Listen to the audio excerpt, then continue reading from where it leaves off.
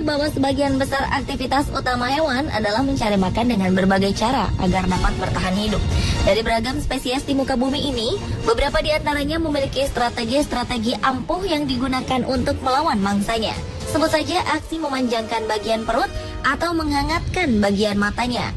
Lantas, seperti apa strategi yang dimiliki hewan-hewan ini? Berikut on the spot merangkumnya dalam 7 strategi pertempuran hewan dalam memangsa.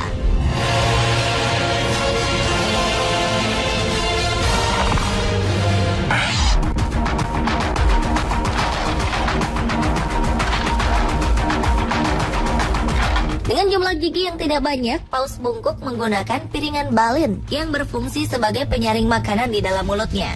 Ini berguna untuk menyaring ikan haring, udang kecil, ataupun mangsa kecil lainnya. Piringan balin ini terbuat dari keratin dan terdapat bulu yang agak keras yang menggantung di tepian rahang atasnya. Selain itu, paus bungkuk merupakan satu-satunya paus yang memiliki piringan balin yang digunakan untuk mencari makanan secara kooperatif, yakni dengan cara menggunakan gelembung air yang digunakan sebagai jaring-jaring untuk menjebak mangsanya. Paus bungkuk bekerja secara berkelompok dengan anggota lainnya, antara 5 hingga 8 paus.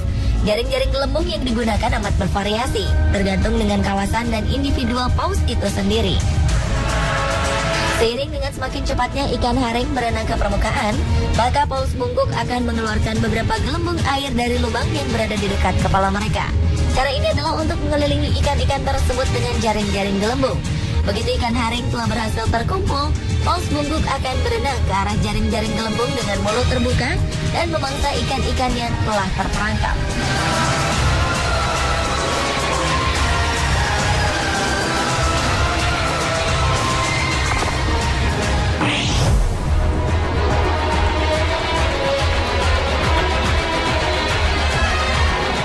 Bintang laut merupakan hewan invertebrata atau hewan tak bertulang belakang yang umumnya memiliki 5 lengan atau lebih. Hewan simetri radial ini tidak bisa melihat mangsanya, namun dapat mendeteksi kehadiran mangsanya melalui indera penciumannya yang kuat. Saat bintang laut mencium kehadiran mangsanya, yakni kerang, secara otomatis ratusan kaki tabung yang terletak di belakang lengan-lengannya ini akan berfungsi untuk melacak keberadaan mangsanya. Mereka juga menggunakan kaki tabungnya untuk memutar posisi kerang, sehingga celah antara dua cangkang kerang sejajar dengan mulut mereka. Mereka juga menggunakan kaki tabungnya untuk memutar posisi kerang, sehingga celah antara dua cangkang kerang sejajar dengan mulut mereka. Selanjutnya, bintang laut memperpanjang perutnya yang seperti jeli melalui mulutnya dan menekan perutnya, sehingga dapat berhadapan dengan celah antara kerang. Dan perlahan-lahan perutnya akan merangsek ke dalam, kemudian melepaskan sebagian kecil cairan pencernaannya ke dalam kerang. Hal ini dilakukan karena bintang laut tak memiliki gigi atau cakar untuk merobek daging mangsanya. Jadi setelah menyerap makanannya, bintang laut menarik kembali perutnya ke dalam tubuh dan sebagian cangkang yang tak dapat dimakan dikeluarkan melalui mulutnya.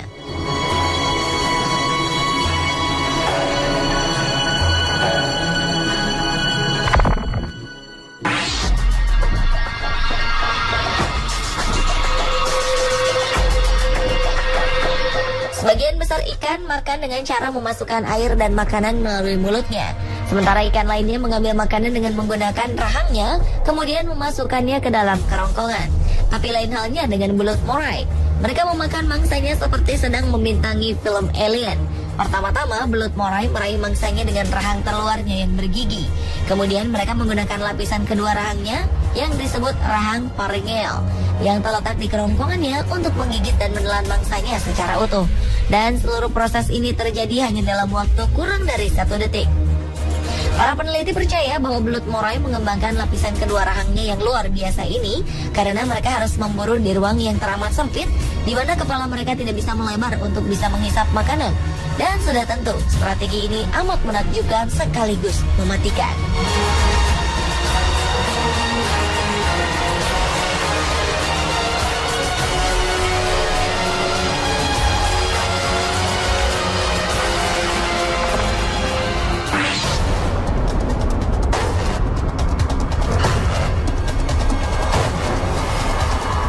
Comb jelly atau sering disebut dengan ubur-ubur comb sebenarnya bukan dari jenis ubur-ubur. Mereka adalah invertebrata tipis dan transparan dari filum Stenophora. Comb jelly tidak memiliki otak atau indera lainnya. Mereka hanya mempunyai jaringan syaraf sederhana yang dapat mendeteksi keberadaan mangsanya di dalam air. Untuk menangkap mangsanya, yakni copepoda seperti zooplankton, para comb jelly ini harus sembunyi-sembunyi seperti siluman kapal selam. Mereka bergerak sangat pelan sehingga dapat menyelinap di atas mangsanya tanpa terdeteksi. Pergerakan mereka saat menyelinap ini tidak menciptakan turbulensi. Jadi saat mereka membuka mulutnya, zooplankton yang tidak bisa melihat akan berenang masuk ke dalam mulut. Dan saat zooplankton baru menyadari tempat di mana mereka berada, mereka sudah terlambat untuk melarikan diri.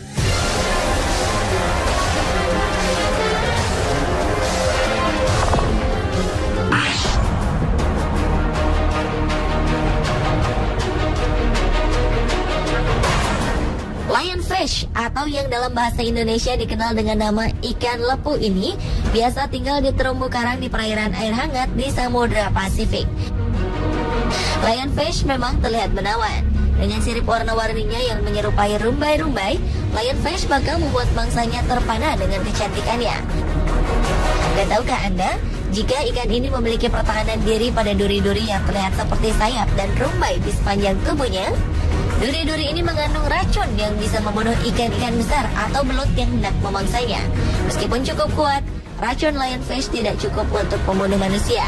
Efeknya akan membuat manusia merasa pusing, sakit luar biasa, muntah-muntah, dan kesulitan bernafas. Walaupun panjangnya hanya berkisar antara 10 sampai 40 cm, lionfish dapat menelan bulat-bulat makanannya seperti ikan-ikan yang hidup di terumbu karang, udang, dan kepiting. Cara memangsanya pun cukup cerdik. Mereka akan bersembunyi dan kemudian menyergap secara tiba-tiba mangsanya yang lewat.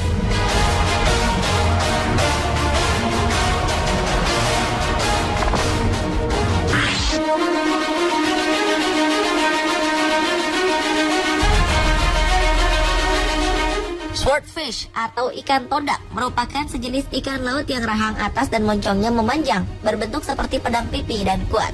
Moncong pedang ini berukuran hampir sepertiga panjang badan ikan tersebut. Mereka termasuk salah satu ikan yang diketahui mampu menghangatkan tubuh tertentu di atas suhu air sekitarnya.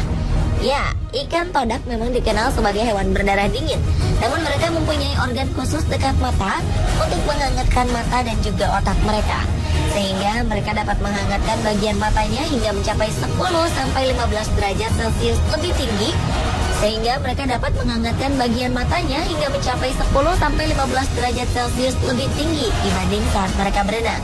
Hal inilah yang membuat penglihatannya sangat tajam untuk menangkap mangsanya yang bergerak cepat seperti cumi-cumi pada kedalaman 300-500 meter.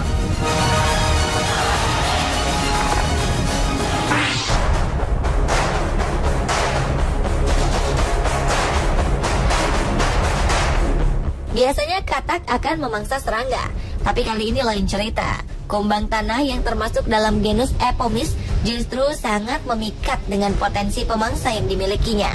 Mereka sukses melumpuhkan katak dalam setiap percobaannya untuk dijadikan santapannya. Dalam situasi terbalik, di mana kumbang tanah menjadi predator, si kumbang secara perlahan menggerakkan bagian mulut dan antenanya untuk menarik perhatian kodok, katak, ataupun amfibi lainnya yang seharusnya memangsa serangga. Mereka secara intens menghalau makhluk-makhluk tersebut hingga akhirnya katak menyerang. Tetapi si kumbang tanah berhasil menghindar.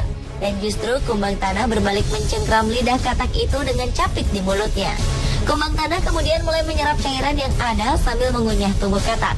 Seperti kebanyakan kejadian yang ada, hewan genus Epomys bisa membunuh amfibi yang ukurannya jauh lebih besar dan menikmati hasil buruannya. Mirsa, itulah tadi 7 strategi pertempuran hewan dalam memangsa versi on the spot.